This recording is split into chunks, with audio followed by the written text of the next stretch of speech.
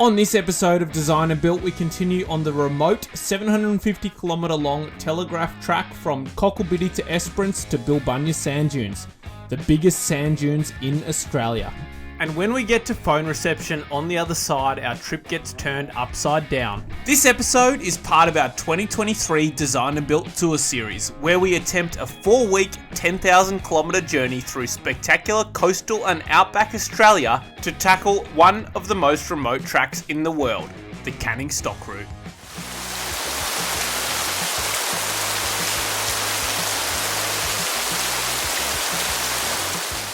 We pick up where we left off last episode, which was somewhere in between Cocklebiddy and Bilbunya Sand Dunes.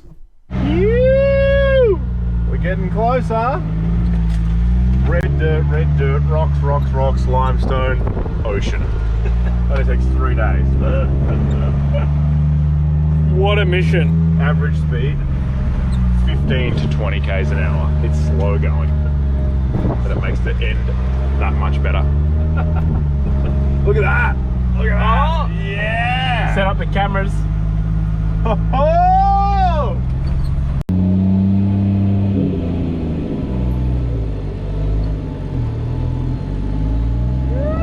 Holy dooly.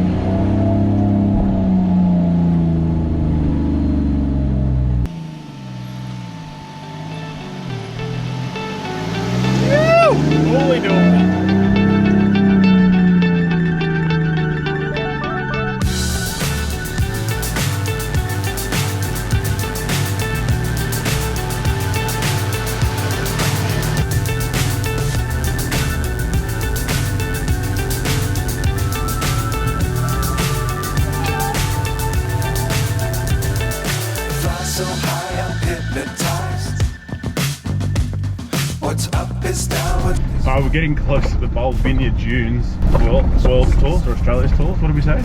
Australia's tallest. Yeah, you'd think Dubai over the world. Anyway, nothing but facts. Yeah, the no fact check channel.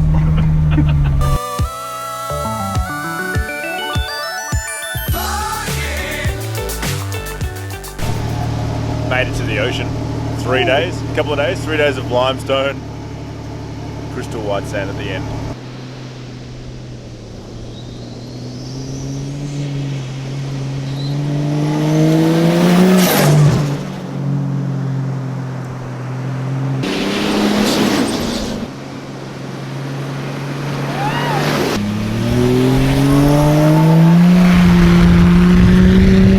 The tide was on its way in and we were running out of beach, so the idea was to pull off into the dunes and make our way to the 4-wheel drive track out the back, which meant forging a path through the dunes.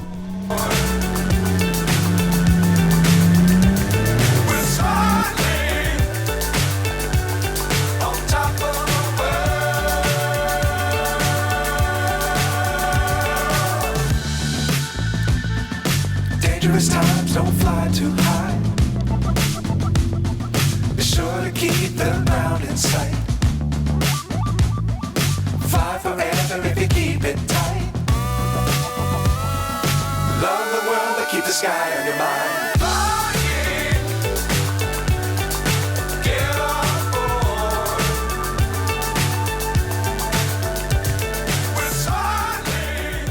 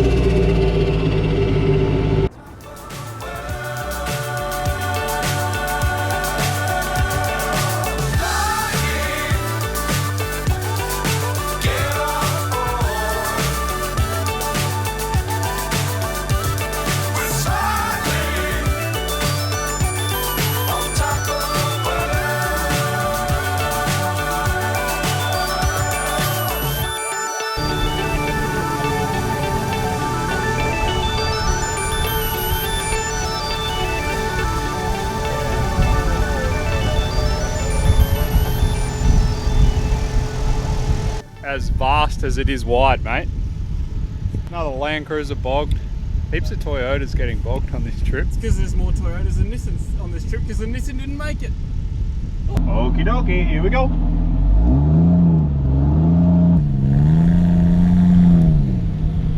So good. He reckons he's getting up to the top of the tallest dunes in Australia. Hold my beer.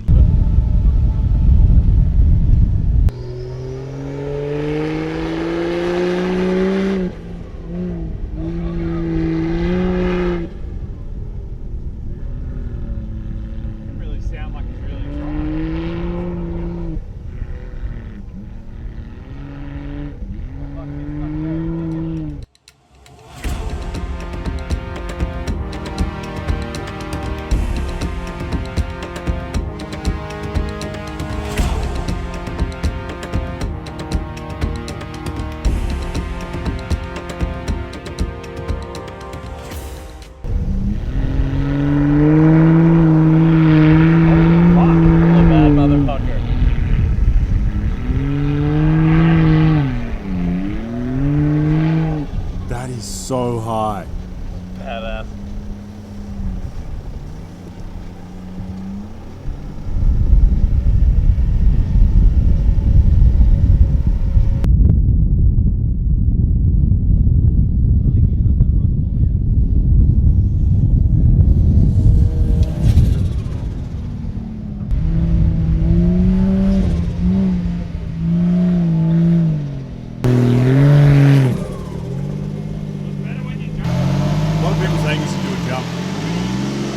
I mean, I'm not one to succumb to peer pressure.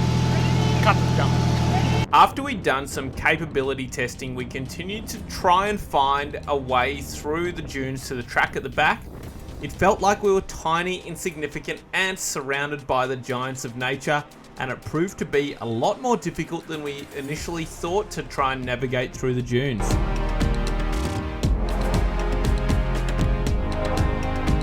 We weren't having much luck trying to find an exit. It was getting late and we had to be really mindful of fuel, so we stopped for a second to appreciate this beautiful sunset in the most spectacular sand dunes we had ever seen.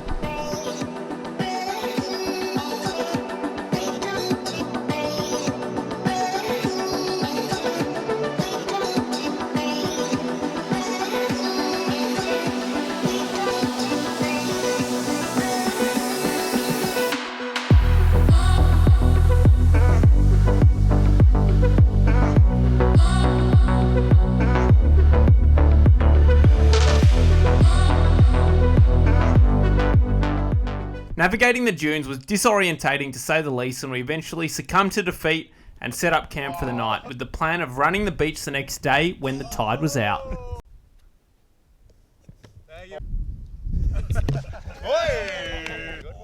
Oh, not bad for the cameraman. Movie night in front of the stars and in front of the fire. Wedding crashes on the menu, somewhere deep in the Western Australia sand dunes.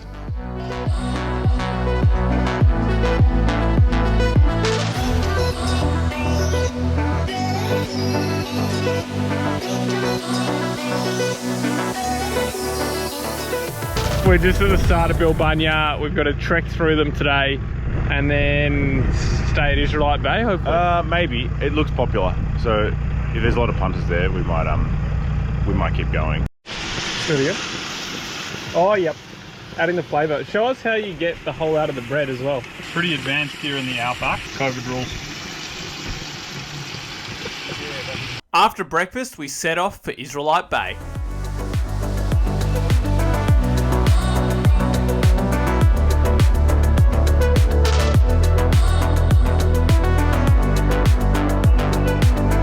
And after a little bit more fumbling around in the dunes, we finally made it out to the beach for a morning beach run.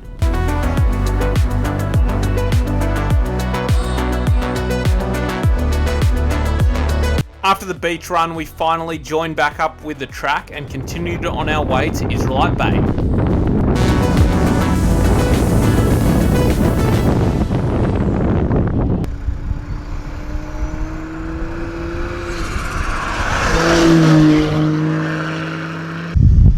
Somewhere on a lake bed in remote WA.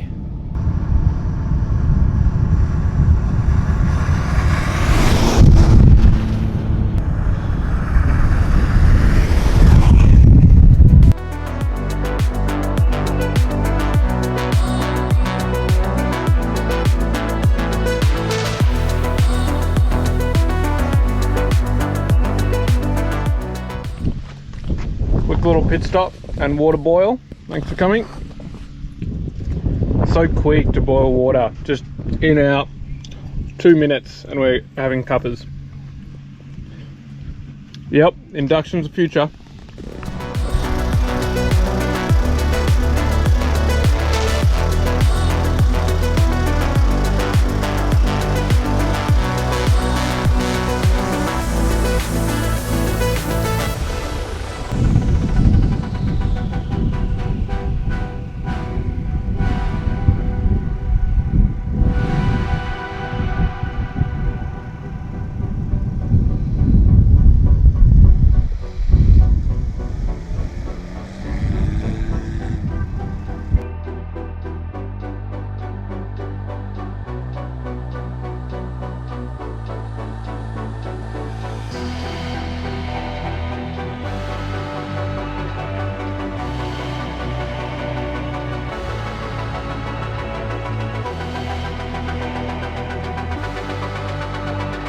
Alright, this is quite a long way. We're making our way down to Israelite Bay and we're about halfway. We've done 650 k's since Cocklebiddy Roadhouse. And like, we're going way down there, like all the way around the corner, and then Esperance is over that way somewhere.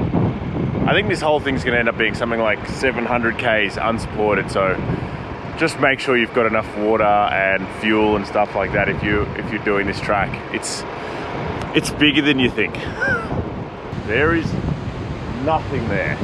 It's just beach and shrubs and us. That's it. We haven't seen one person in 3 days. It's great.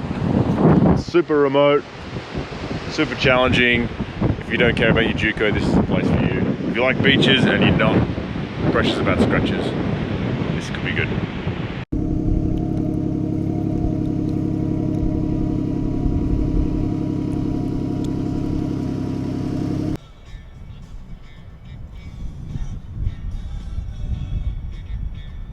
Where's everyone else, mate? I don't know, man. I thought we've been taking it real easy. But now we're just eating bite-o-eats and cheese for 10, 20, maybe 30 minutes. I don't know. Patrol boys. Those patrol boys. Faff masters.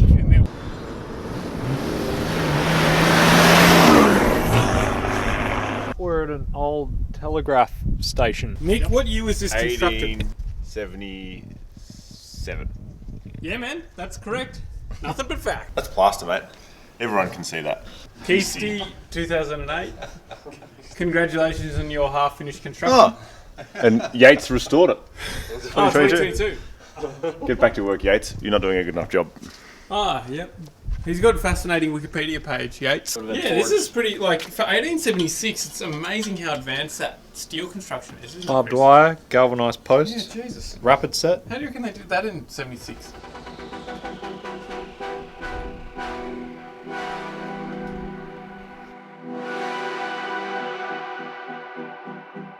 Rolled into Israelite Bay and we're just in search for a campsite. We may press on a little bit further tonight, but we're about 180 k's as the crow flies from Esperance and we're supposed to be there tomorrow.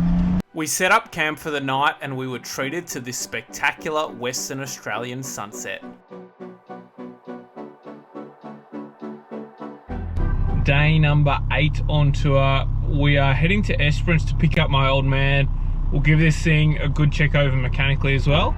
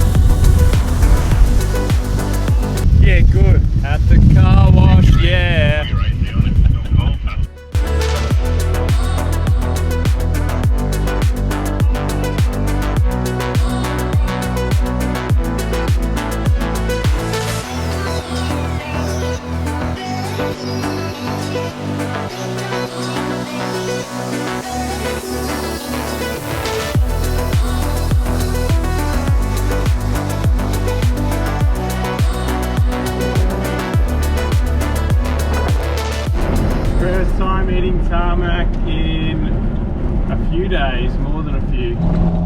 Just made it into Esperance, gonna grab some lunch, hopefully put some airbags in lovely, beautiful Esperance today. We're at the Southern Four-Wheel Drive Centre and they gave me a huge shop out, shout out to them. Obviously the car's been riding low because there's so much weight in it, and they put the airbags in, so you can see here they've done a lovely install, little bracket up there, and then we've got airbags in the rear now. So these were like plus 400 or something like that.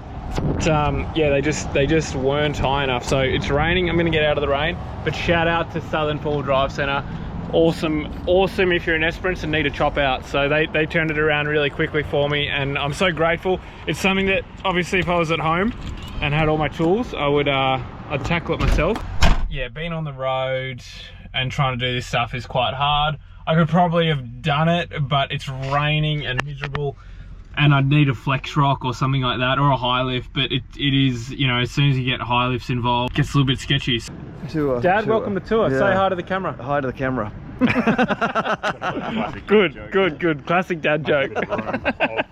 Dad and I have vastly different music tastes, so it's gonna be an interesting... No, I think we need to have, you need to be educated.